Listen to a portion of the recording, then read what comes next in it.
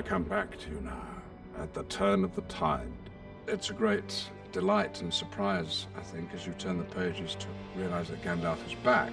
But it's a changed Gandalf. He has been almost literally reborn, brought back as not Gandalf the Grey now, but Gandalf the White. That's one up in the Order of Wizards. He's a battling commander.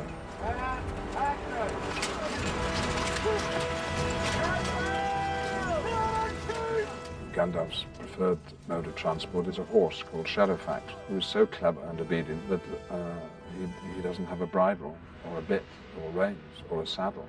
Do not look for welcome here.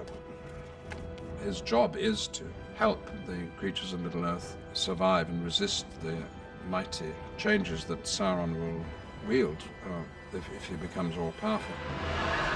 The veiling shadow that glowers in the east takes shape. There is a union now between the two towers, Orthanc and Barad-dûr. His job is not over. He's sent back with a focus and a new dedication and certainty about what has to be done. Sauron is not so mighty that he is above fear.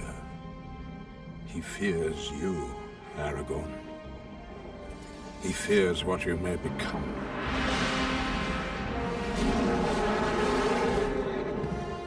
It's very exciting when Gandalf and Aragorn and the elf and the dwarf arrive at Edoras to find the human king, Theoden. The courtesy of your hall is somewhat lessened of late, Theoden King. He's not welcome. And it's the awakening of Theoden, the restoration of his capabilities and his youth, thanks to a bit of magic by the wizard Gandalf. Keep your forked tongue behind your teeth. I have not passed so far in death to bandy crooked words with a witless worm. The whole excitement of the story cranks up to another gear with the arrival of those characters. This is but a taste of the terror that Saruman will unleash. You must fight. There will be no war for men.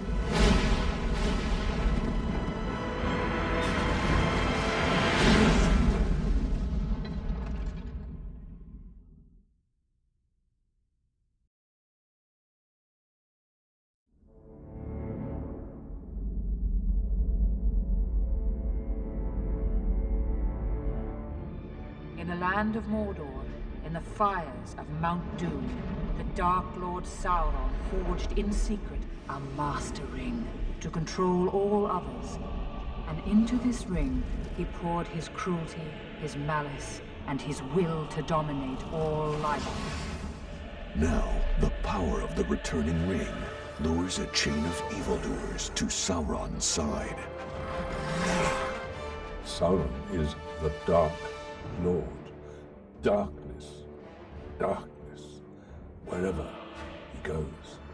The fate of the world will soon be decided.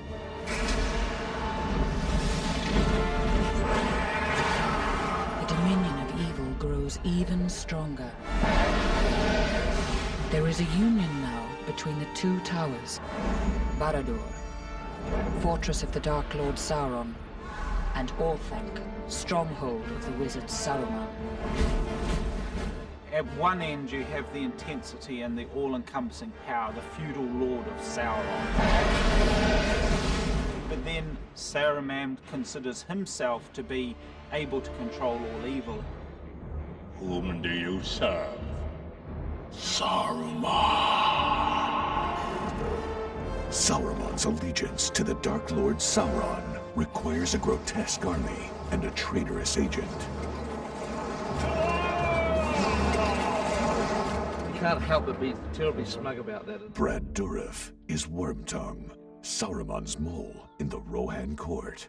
Saruman corrupts Wormtongue. He teaches Wormtongue to sap the king's energy till the king is old and feeble and can't even see what's going on in front of him. He is virtually a zombie. There's no real Theoden there, eaten away by the poison of Saruman, put there by Wormtongue.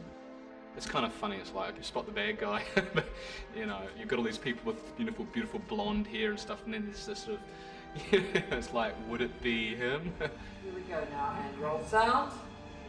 He is making Rohan weak so it will fall to Sauron. The power of Isengard is at your command, Sauron, Lord of the Earth. Finding an actor to play Saruman was very difficult because he has to have enormous strength and wisdom, but he also has to have a sort of an arrogance and a contempt. And to do that, it has to be an actor who is not acting powerful, but has that inherent authority in their stature and their voice. One of the halflings carries something of great value.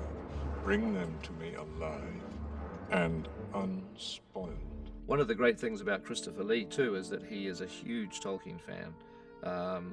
Probably one of the biggest Tolkien fans that I've ever met. He's read Lord of the Rings every year. He reads it once a year and has done so for decades. He actually met Professor Tolkien once. He's met his sons. He has a huge love of the books, and so I never had to really talk to him about who and what Saruman was. He just absolutely knows his character inside out. You did not seriously think that a hobbit could contend with the will of Sauron. There are none who can. We must join with Sauron. The character, he is an evil person, but with enormous charm.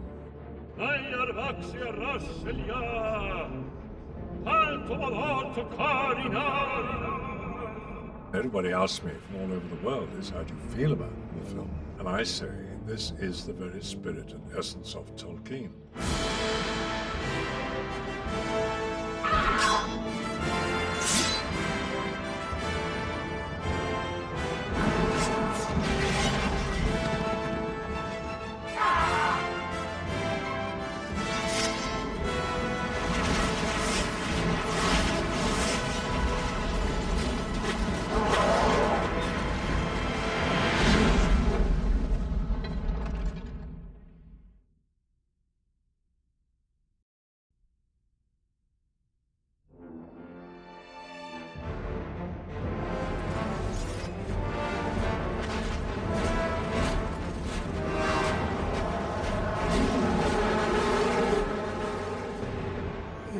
Two Towers, I suppose, culminates with the sequence that is the battle for Helm's Deep.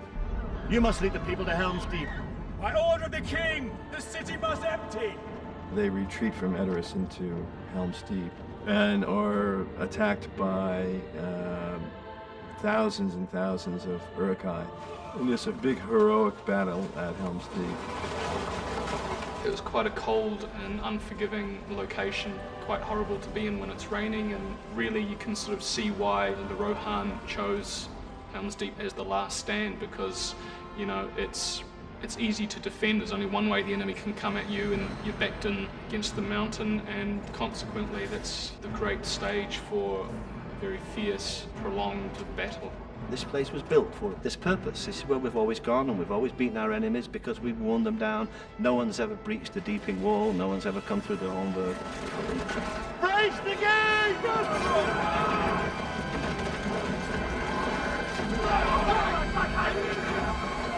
We used every trick we have to stage that battle. 3, 2, 1, action!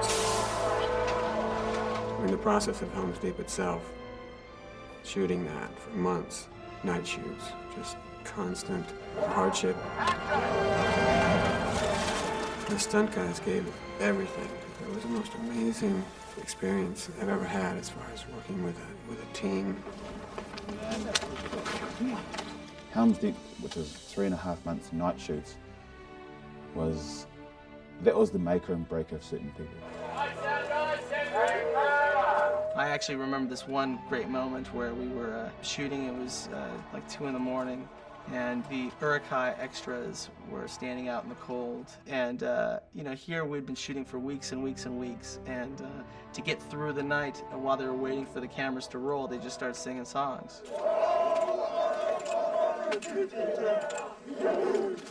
We'd have maybe 80 guys and a few, quite a few women there as well, just singing along, trying to be as quiet as we could for shooting and stuff. And there's just this sort of feeling that without everyone together, it sort of couldn't be done. There's a lot of love. You want to do it just the other side. I was trying to figure out at some point about 2/3 of the way through the whole shoot of The Lord of the Rings, the trilogy, how many times I had killed certain stunt players in their different incarnations, including all takes and so forth. And I know that I killed each stunt person at least 50 times. You know, I went past that at a certain point and I just stopped counting because it was ridiculous. Just swinging and mowing all these elves' heads off and cutting them in half, sort of thing. Europeans just looking at you and just kill, kill. I mean, they only know one thing, and that's hatred. A hatred so pure that it relieves them of any other considerations. They're slaves to Sauron's will in that sense. They're perfect. They're perfect fighters. It's a climactic moment, you know, for the Fellowship and for Middle-earth, but what is really telling is how it is fought, how people pull together against really overwhelming odds, and, you know, that makes for exciting storytelling.